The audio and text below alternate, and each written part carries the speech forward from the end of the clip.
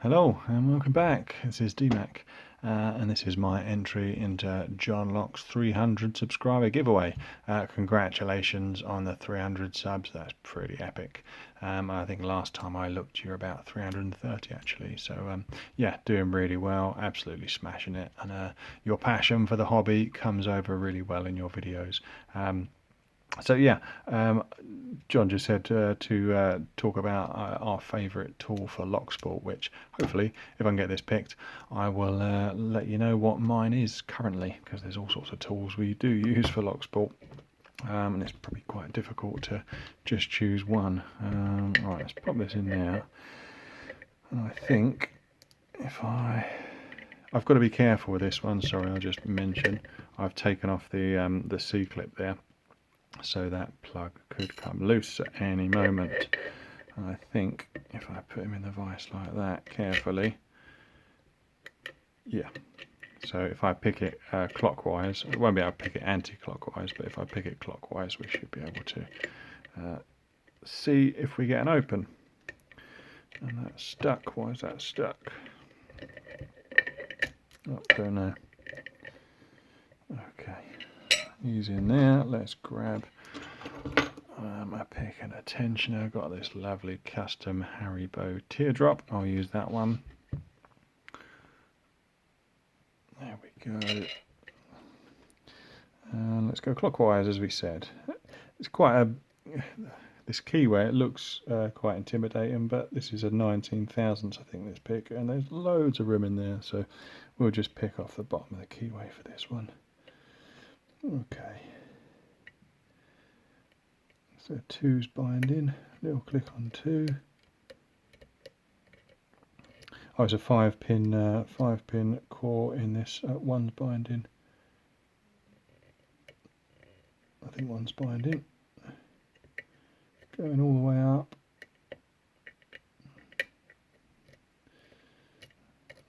It felt like it was binding. Oh, there we go. We've got a full set. That core just almost seemed like it was going to jump out. 1, 2. Click on 3. Counter rotation on 4 there.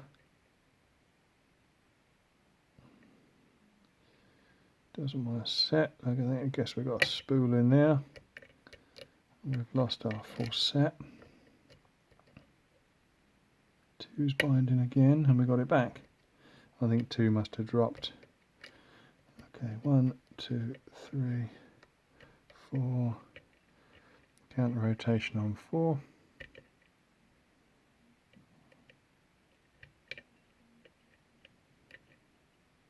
A lot of movement on this lock, absolutely loads.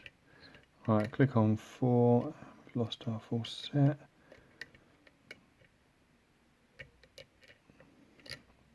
Okay, we've got nothing on 1, nothing on 2, nothing on 3, 4, or 5. I think I may have overset something, so I'll just let the tension off there. I heard something fall back.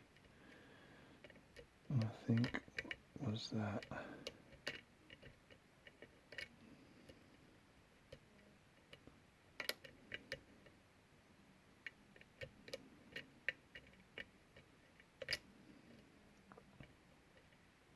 Oh, it was 1. 1's quite a high set pin. There we go, click on 1. 2 was binding. 3 giving us counter rotation. I think it's one of those locks where you go around in circles. Right, I think that was 3 set. Let's just check. 1, 2. No, 3 wasn't set. Big counter rotation, lots of movement.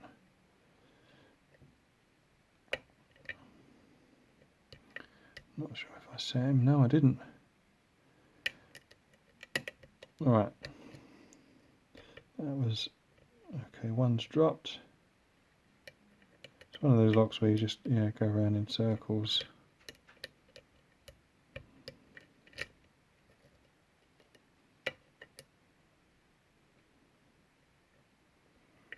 One and 2 just keep dropping. Okay, we got the full set back. Did 3 drop as well? No, so 1, 2 and 3 are set. That's counter rotation, it feels like 4.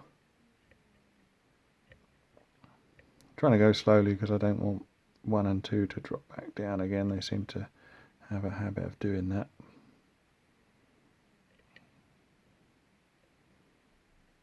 Go on, there we go. I think that was 4. But 1 drop down.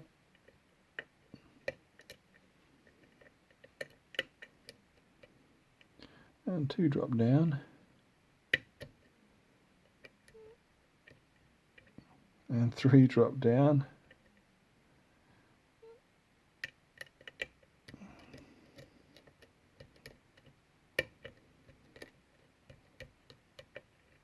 Right, we're on 5 now. I think 1, 2, 3 and 4 are set currently. We got a click out of 5. But 2 drop down again. And so did 3.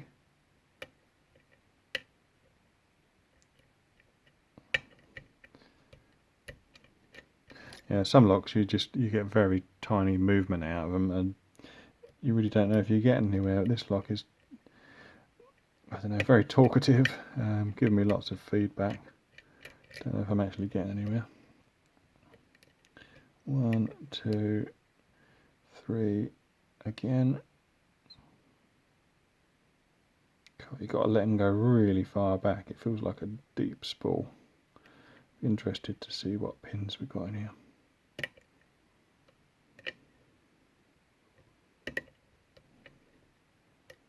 Keep slipping off of him. Come on.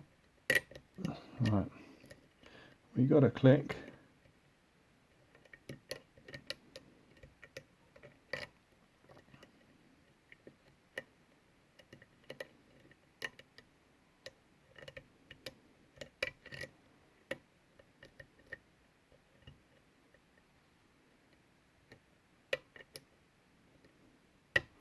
One and 2 drop down, and we're back on 3. Round and round in circles. 1, 2, 3.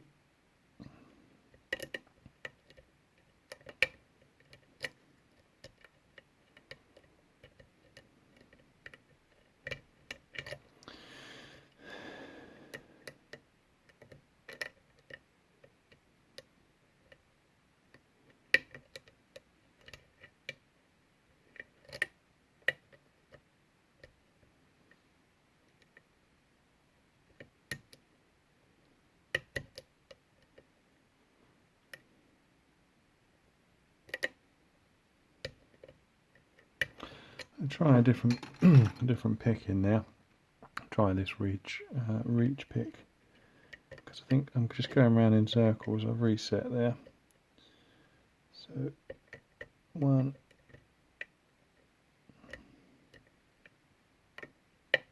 1, 2, got our full set, and on to 3. Just want a pick that's going to hold the pin a bit better. And that was 3, I think. Yeah, so 1, 2 and 3 are set. That was 4. 1's dropped down. 2's dropped down. 3 dropped down. This reminds me of there was a lock I picked on the channel a little while back. Keymaster Security rim cylinder, and there really was just lots of to and fro, and you kind of do end up going around in circles with them sometimes. I think some locks are just like that. You can't get too frustrated with them.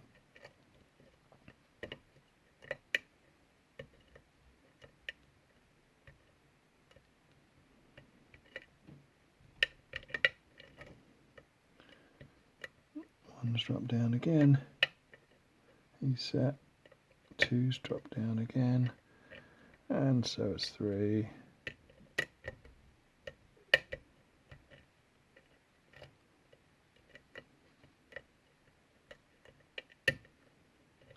I got this lock from John's Lockpicking. I'll leave a link to his channel as well, not to be confused with John Lock, who's got the 300 subs.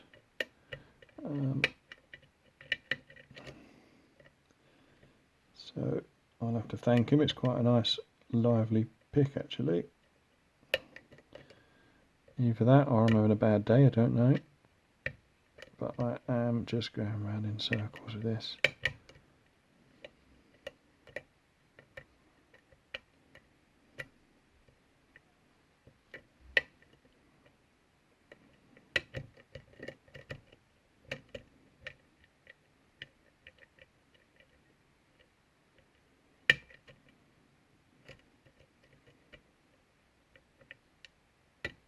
Oh, and there we go, we're open. I was on the verge of giving up with that. Definitely not the easiest pick in the world. It'd be interesting to see what pins are in there actually. So let's grab some tools out if I can find them. I just want to grab a front follower because that's what we really need to do this properly. Don't know if that's going to fit actually. Oh, yeah, it does fit. It's not really designed for an oval, but it kind of fits, so we will use that. Okay, let's try and do this properly.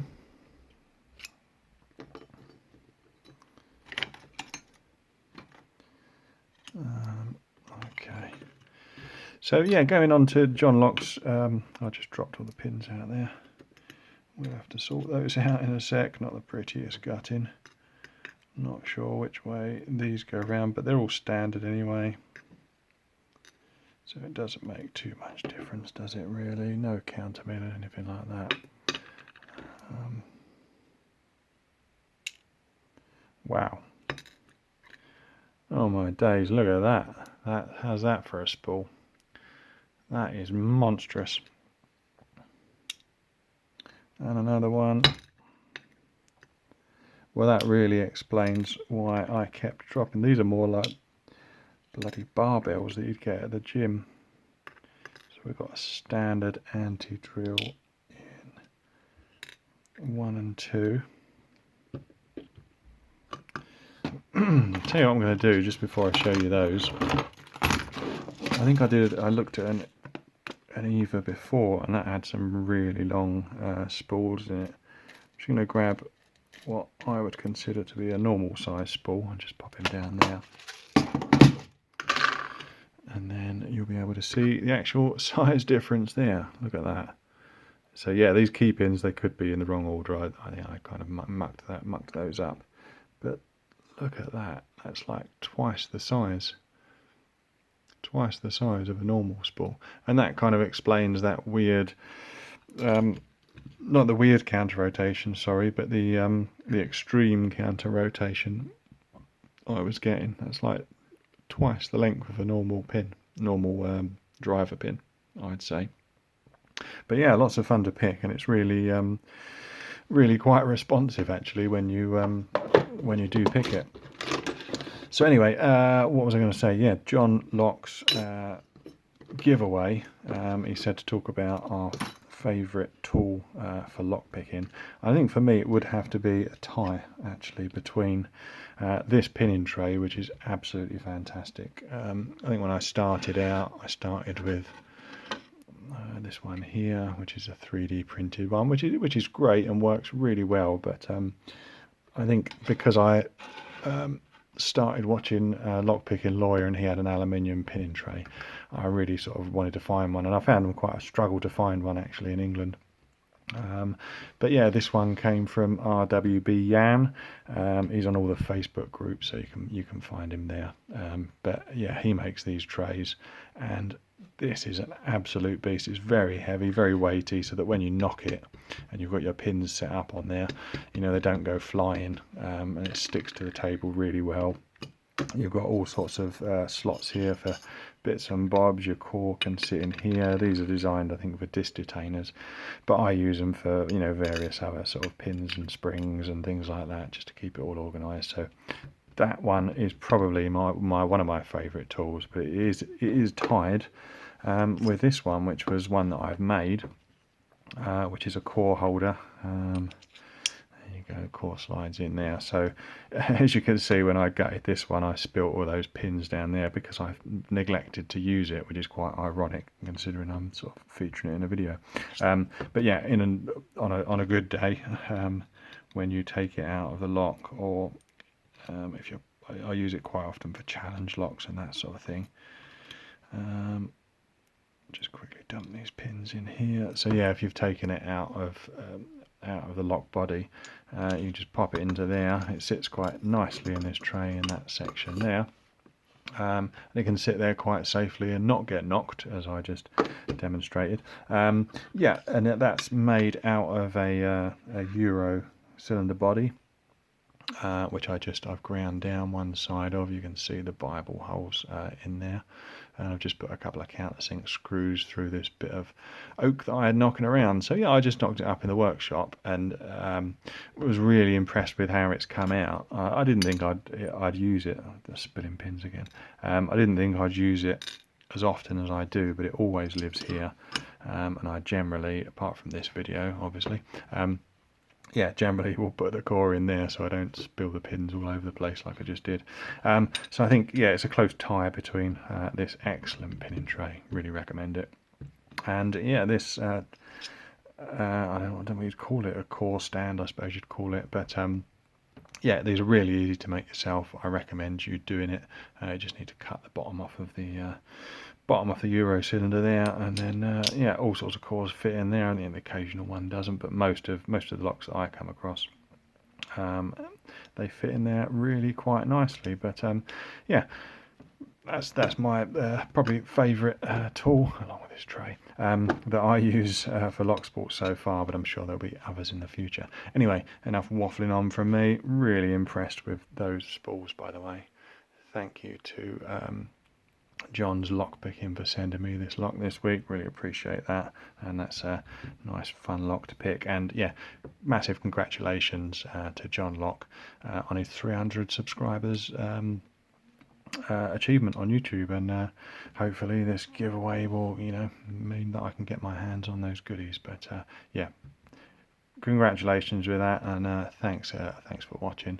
I'll leave a little link up there to subscribe if you'd like to, and yeah, keep safe.